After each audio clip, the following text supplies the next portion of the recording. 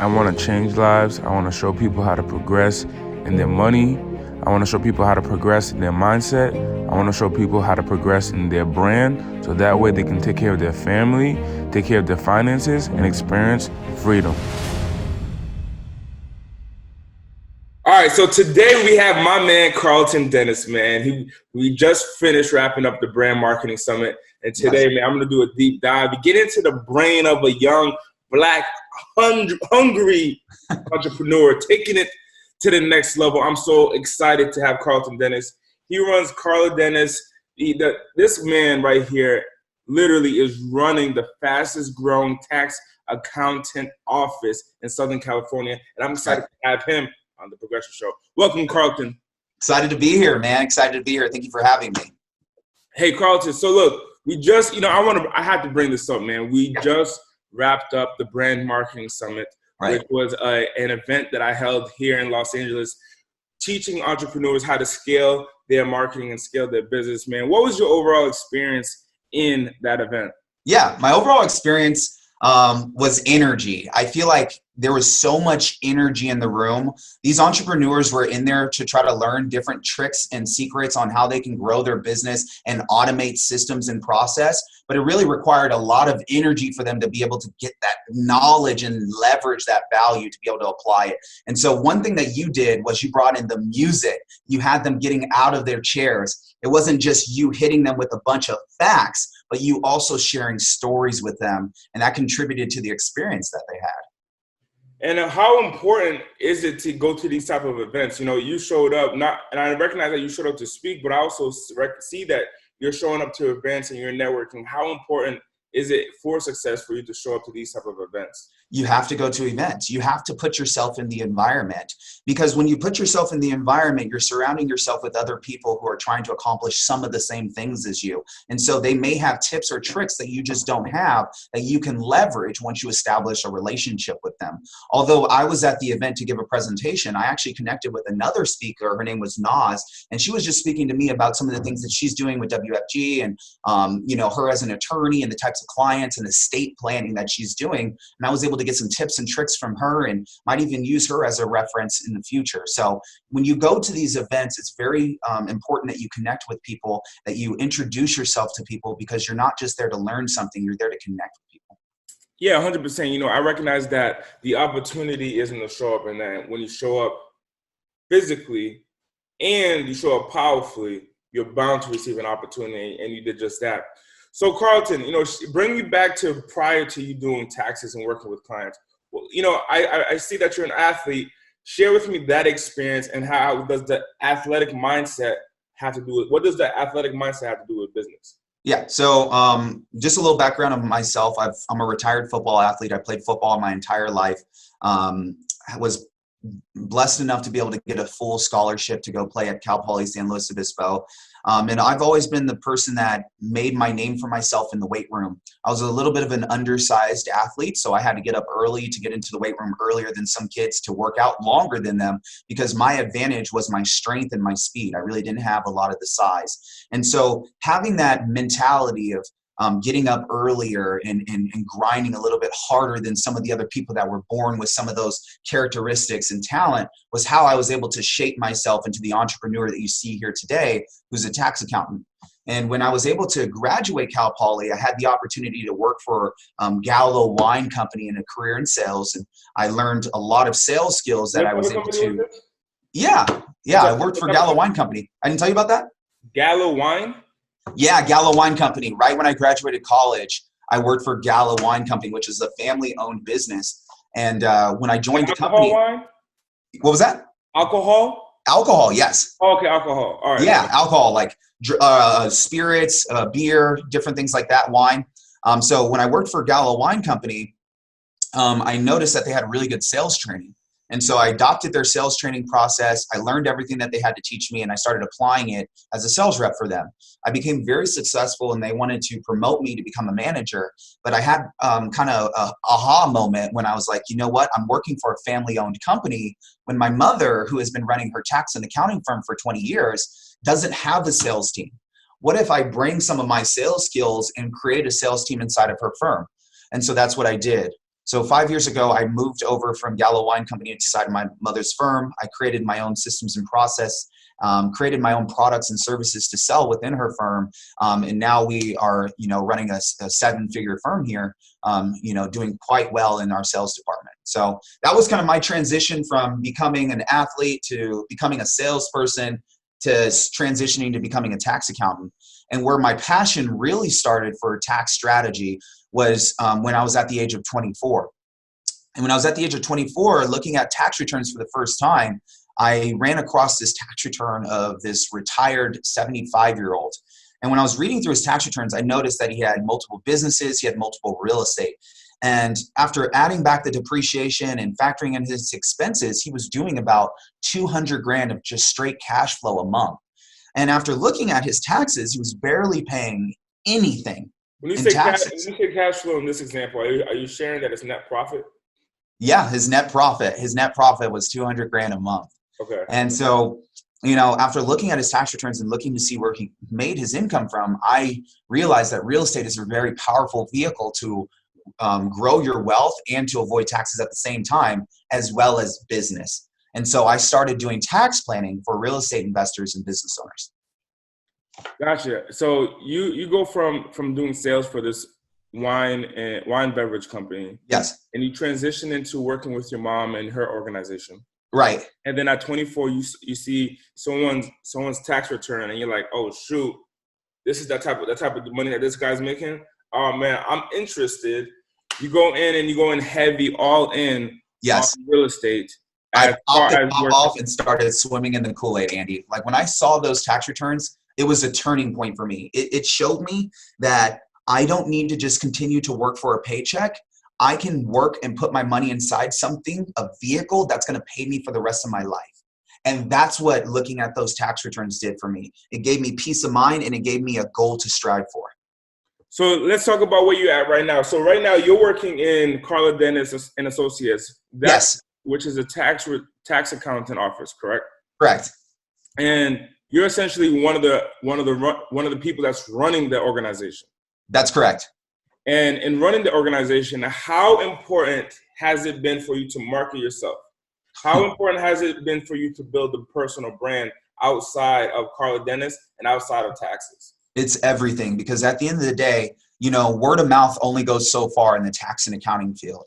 And when you're a tax strategist, one of the important things is for people to understand what you're very passionate about. We're very passionate about helping business owners and real estate investors avoid taxes. So in order for us to get more business owners and real estate investors, we got to market ourselves as the real estate firm, as the business owner firm, that we can help those clients. And so being on outlets such as Instagram, Google, Facebook, LinkedIn, making sure our content's on YouTube is so important, because right now, as of 2020, 70% of our business comes from social media and online marketing. 70% of our business. Damn, 70. That's a lot. That's a lot of money, man. 70%.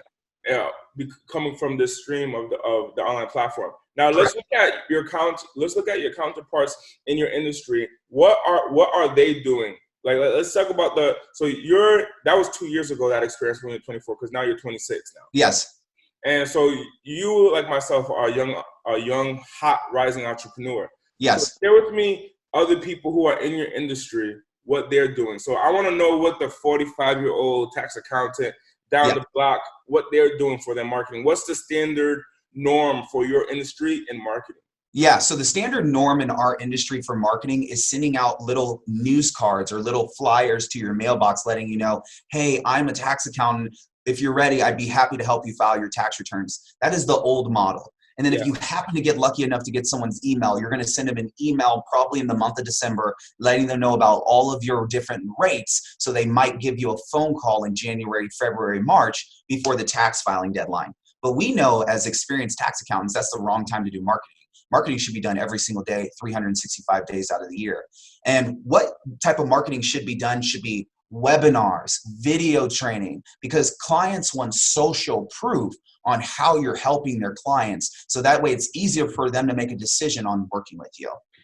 Yeah, so what they're doing, what people in your industry are typically doing, or the norm in your industry, is to do some type of marketing where they do the direct mailers, where they send the direct mail out. And what you're suggesting and what's supporting you in thriving is using online platforms and offline platforms like my stage, for example, where you're speaking as well as building a personal brand using webinars and so on and so forth, social media.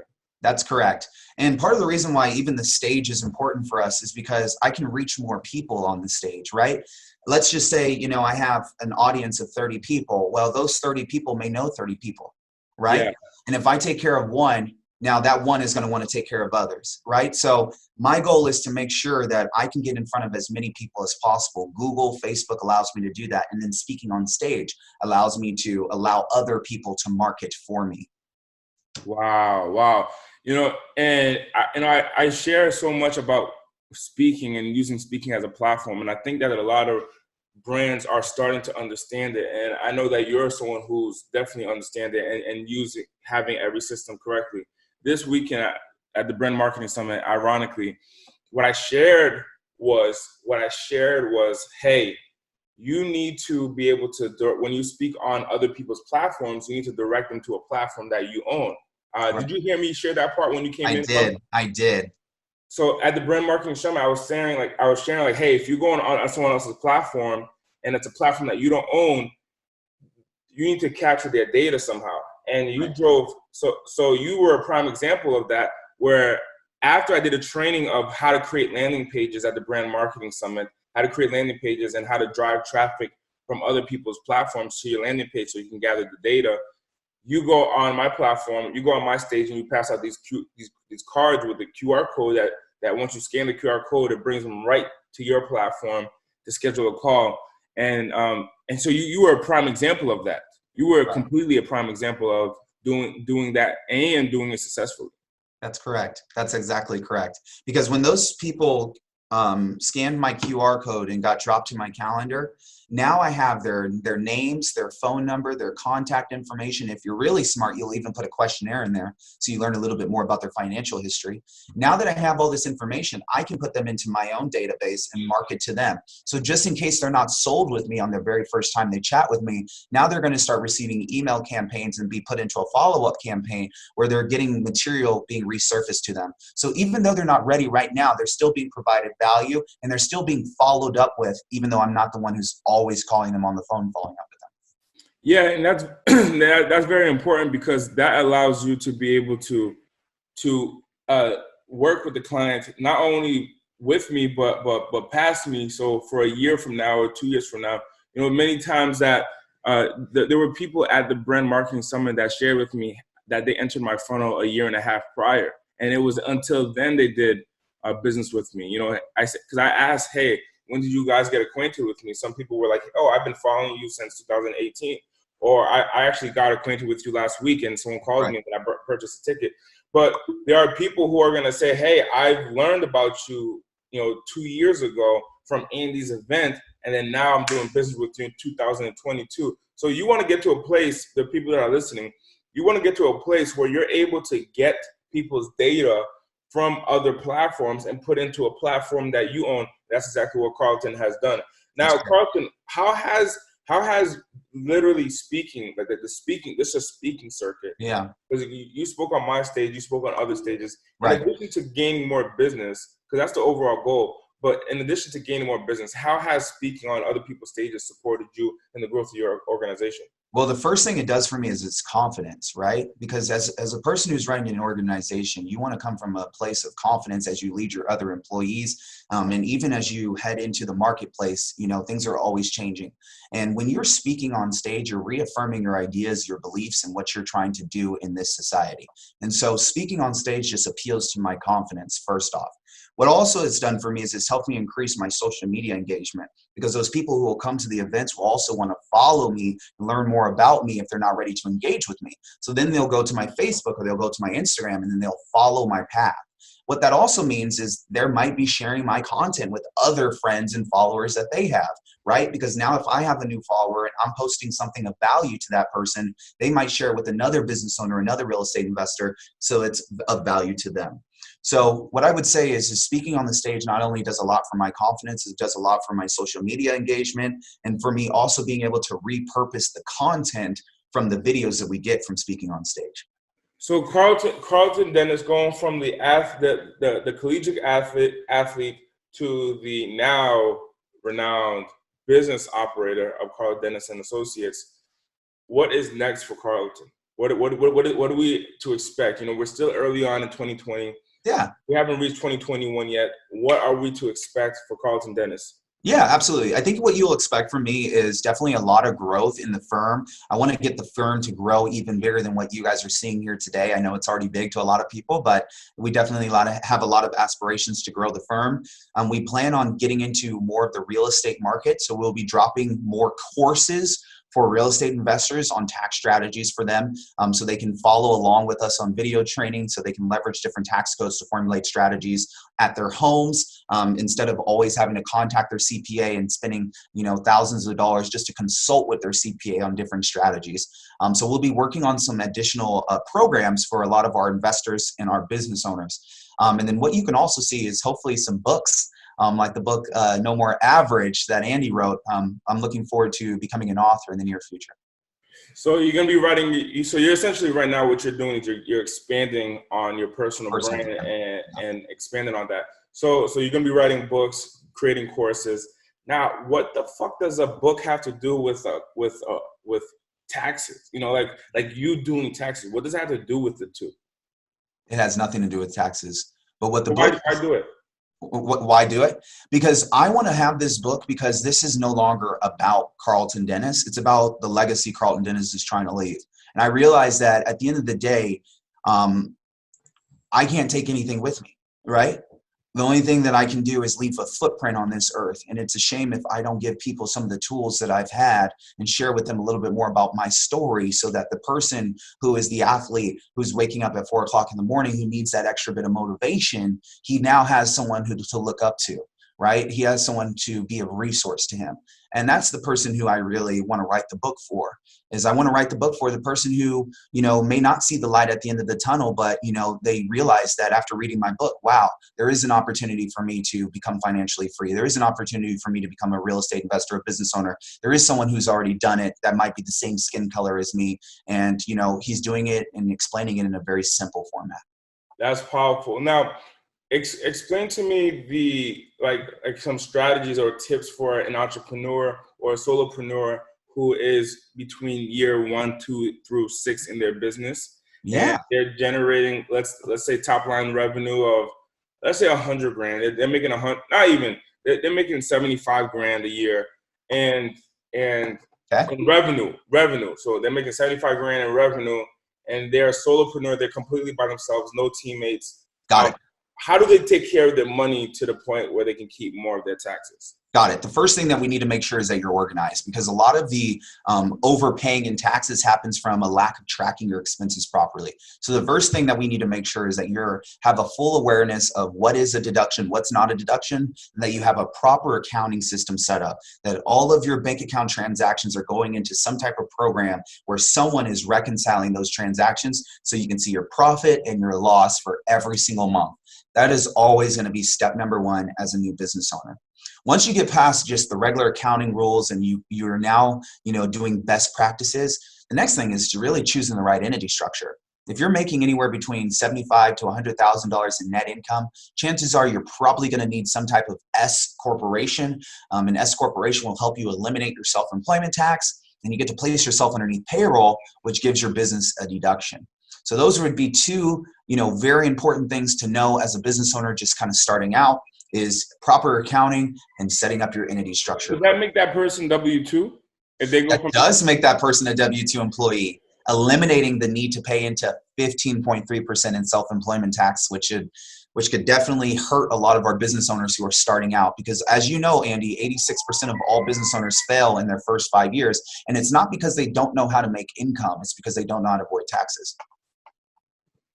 Okay, so what you're saying is that essentially The goal is to be W-2, just in a W-2 company, just in a company that I own. That's correct. That's what you should be telling the world, man. Because the world is considered thinking that W-2 is bad. Nah, the goal is to be W-2, but in a company that you own.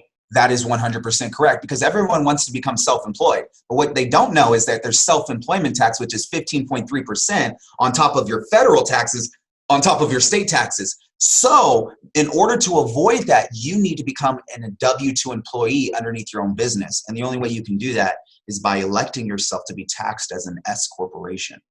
But most people go online, and what's the first thing they see is LegalZoom, set up an LLC, start here, and they just go ahead and file an LLC, and they think that they're set up correctly.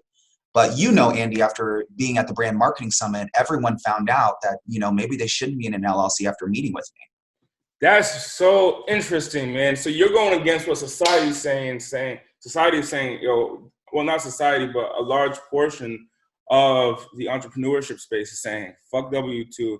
You got to be a 1099. Right. What I'm understanding Karlton is saying is, no, you got to be a W-2. However, you got to be in a W-2 in a company that you own. Underneath your own business. So you own the business. And in addition to that, you're saying, hey, you got to build a personal brand in your business, because although someone like Karlton is running a tax accounting business, which is not something sexy, he thrives in it because of the personal brand, recognizing that right. 70%, about 70% comes from his online efforts. That's correct. That means his business would drop to 30% of what it is today if he didn't do anything online. So all these other brands, all these other tax accountants that are suffering in their business, that trying to get that one client, is suffering because they don't have a personal brand, because they're not well known, because they're not on stages speaking, but that's what makes you successful. Is that right, Karlton? That is 100% correct. And I run into clients, who are, a little bit older sometimes, that will tell me all the time, Karlton, I don't really believe in social media. I don't believe in having a Facebook and Instagram account, setting up things on Google. But then I show them the numbers that I'm receiving, right? And then they stop for a second and they think about it. And that thought right there is everything to me, because if you're even for a second thinking about it, then you probably already know it should be incorporated into your business. And that's what's important. Hey, man, Karlton, thank you so much. What would be one lasting tip for the audience that's listening? Thank you so much for this opportunity to have you serve my audience. But also, what would be one lasting tip for my audience? Yeah, one last tip for the audience is just understand the difference between tax preparation and tax planning, because tax preparation just happens between the months of January through April. We're in that season right now where you're getting your 1099s, your W-2s, your mortgage interest statements. So it's the time to file your returns. But immediately after tax season is when you should be meeting back with your tax provider to do tax planning, because you're making most of your financial decisions throughout the year. And that's when your tax accountant can leverage strategies to formulate tax codes and strategies to reduce your tax bill. Ooh, powerful. And how can people get in contact with you, Karlton, to learn more about how they can save more money and bring their tax liability to zero? Absolutely. You can visit us at www.karladennis.com. Again, that's www.karladennis.com. Carla is spelled with a K. You're more than able to reach out to us at our office line at 714-252-5822. Again, that number is 714-252-5822, and ask for Karlton. Hey, Karlton, thank you so much for the opportunity to have you serve my audience. I'll see you on the Progression Conference Tour. Let's win this year, baby. Thank you so much, Andy, for the opportunity, and I'm happy to be here. Thank you so much.